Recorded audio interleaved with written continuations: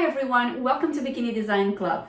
Are you ready to convert your bikini and bra pattern snowflake into this beautiful top? Well, I hope you are, because I've been working on some tutorials on how you can draft it using your own measurements, and then how to sew it with some special features that I have on this beautiful top.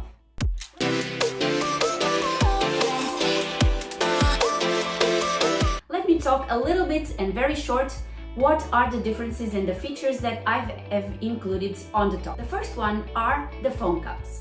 Well, this is something we have used on the bikini, so I also wanted to have the structured foam cups that I have here. So these are foam cups.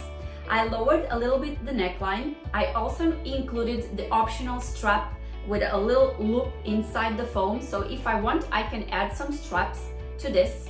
Then I also included boning on the seams, front, side and back. And I also did something different from, of course, the other ones, which is including an invisible zipper on the center back. And I think that's it. It's not that hard, and you have sew-alongs available whenever you buy the snowflake pattern. They are available for free, and you can access them at sewingonlinestore.com. You will always find the link to the videos on the pattern description on the media content tab. Okay, that's it for today, girls. I hope you dig in and show me your tops. Bye!